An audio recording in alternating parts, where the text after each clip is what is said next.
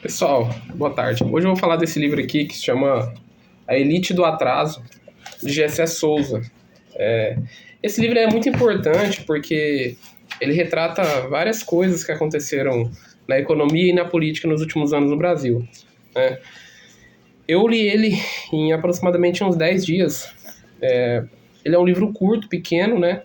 E rápido de entender, não é tão difícil. Aqui ele fala muito sobre a questão da escravidão, né, a questão da colonização do Brasil, né, e ele desvenda alguns mitos, por exemplo, o mito do jeitinho brasileiro, né, isso é um mito que as pessoas sempre repetem, né, de que as pessoas, na verdade, o brasileiro é preguiçoso, o brasileiro não quer trabalhar, né, devido a uma herança cultural lá de Portugal, a família real, quando veio para o Brasil, né, e, enfim, trouxeram os degredados, os presos. Então isso é um mito, né? Isso é um mito porque a nossa população, ela foi uma população praticamente escravizada, né? Durante mais de 300 anos. Um processo escravagista muito lento, né? E muito intenso, né? E que gera até hoje consequências sociais, econômicas e tudo mais. Então, eu também queria falar uma parte aqui que ele fala dos conflitos de classe, né? Ele fala daquelas últimas movimentações que têm acontecido e manifestações que ele chama das movimentações da classe burguesa, né, classe média, que é uma classe majoritariamente branca, né, uma classe que usa muito os termos moralismo, político, né, a questão da corrupção, uma corrupção seletiva, né. Como vocês podem ver também, o Gessé de Souza ele cunha dois termos sobre corrupção. Ele fala sobre a corrupção real e a corrupção dos tolos, né? Então, a corrupção dos tolos, ela seria uma corrupção dessas que a gente vê na televisão cotidianamente, né? O político vai lá, recebe uma propina, né? Tem uma obra pública superfaturada, e, enfim, acontece lá um desvio. Isso é chamada corrupção dos tolos, que a mídia noticia diariamente. E as pessoas caem nesse viés, achando que o verdadeiro problema do país é esse tipo de corrupção, quando na verdade essa corrupção é uma corrupção que não afeta nem a 3% do PIB do país. Ou seja, é uma corrupção ruim, com certeza. Mas existe um tipo de corrupção que a mídia não fala. E Gessé Souza ele fala nesse livro dele, que é chamada corrupção real. E a corrupção real é a corrupção do centro financeiro. São daquelas pessoas que estão fora do Estado. Ou seja, grandes banqueiros, grandes bilionários, empresários muito ricos, né? Ou seja, a elite, a classe que ele chama de elite do atraso, é aquela classe que está por fora do Estado e que usa do Estado para conseguir benefícios fiscais, né? Benefícios financeiros, como subsídios, evasão fiscal, né? Enfim, todos esses tipos de corrupção, ele diz que é a corrupção do mercado. E essa corrupção aos cofres públicos, ela pode chegar anualmente a 500 bilhões de dólares. Ou seja, é uma corrupção muito maior e que a mídia não trata. Por quê? Porque quem financia a campanha dos políticos são justamente esses grandes grupos empresariais.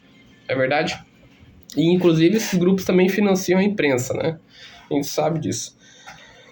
E ele fala também sobre a questão do moralismo patrimonialista e a crítica ao populismo, como núcleo do pacto antipopular. O que é isso?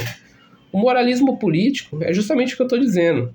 As pessoas elas se deixam levar somente por uma vertente do aspecto político e ideológico, como se aquela vertente fosse a vertente correta, né? E aquela outra vertente seria a vertente corrupta, a vertente, né, incorreta. As pessoas gostam dessa dualidade de certo e errado, né? Se a gente buscar nos últimos maiores escândalos de corrupção, como a Lava Jato, que recuperou $1 bilhão, né? Isso é o que dizem, $1 bilhão, né? Mas olha só, eu disse que essa é a corrupção dos tolos, né? Então qual é a corrupção real de 500 bilhões? Ou essa corrupção de 1 bilhão da Lava Jato? E aí a Lava Jato, ela entra numa outra questão. Ela entra na questão política e ideológica de tanto direita quanto esquerda.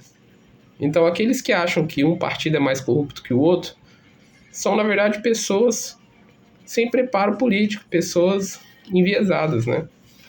Então é muito bom a gente estabelecer isso no livro, porque ele fala das suas frações da classe média, que a classe média ela tem frações. E a elite do dinheiro tem os seus motivos, né? Por exemplo, quando ele fala como o Brasil evoluiu, né? O mundo que a escravidão criou, e o que Freire diz, né? Gilberto Freire diz nos seus livros, como, por exemplo, o livro de Gilberto Freire, Casa Grande e Senzala, e Sobrados e Mucambos, né? Então, o que dizia esse livro? Ele dizia que Casa Grande e Senzala era na época da escravidão, né? Quando os escravos moravam nas senzalas e tinha a Casa Grande, né? Do grande senhor de escravos. E o Brasil ele não mudou muito depois disso, porque hoje não mudou muito. Se a gente for ver, no outro livro que o Gilberto Freire escreveu, se chama Sobrados e Mucambos. Os sobrados seriam justamente as construções, geralmente de alvenaria, casas mais bem equipadas, né? Com uma infraestrutura melhor, enquanto as pessoas que moram nas comunidades, né, principalmente as pessoas que moram nas favelas, morariam nos mucambos, né? Isso adveio do processo de urbanização do nosso país. Então, e para finalizar, o livro trata também sobre a questão do conluio, né, e uma normalização da exceção. O conluio da grande mídia com a última operação do Lava Jato. Ele diz que um dos principais objetivos da operação do Lava Jato, na verdade, não era o objetivo tratar a corrupção, era um objetivo de prejudicar a economia do país.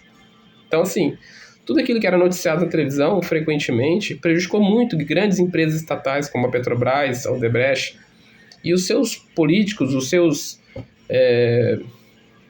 empresários, eles foram presos, né? Muitos saíram também pela questão da parcialidade da justiça, né? A questão do Moro com o Dallagnol, houve lá aquela questão de parcialidade entre eles, e aí muitos processos foram arquivados e extintos. Mas o fato é que a Lava Jato conseguiu recuperar uma parte do dinheiro, porém o prejuízo econômico que ela trouxe para o país foi muito maior, né? E isso que eu estou dizendo é o que o GCE analisa aqui, né? Mostrando que empresas estatais foram privatizadas, né? Por exemplo, a BR Distribuidora foi privatizada nessa época, né? E hoje a gente vê uma tentativa de contenção do valor dos combustíveis, que não é repassada, né, nos postos de gasolina devido às distribuidoras serem privatizadas. Então a Lava Jato ela funcionou como um ataque estratégico, né, um ataque estratégico externo contra a nossa política econômica, contra a política econômica do Brasil. E sempre, ele mostra que sempre tendo pano de fundo os Estados Unidos, né, os Estados Unidos solapando a nossa soberania, entendeu? Então, assim, eu peço que vocês, caso vocês tenham interesse, leiam esse livro, é muito bom, tá? A Elite do Atraso, vocês vão entender o que está acontecendo no nosso país atualmente, principalmente em relação à questão política, econômica e tudo mais, tá bom? Até mais, pessoal. Obrigado.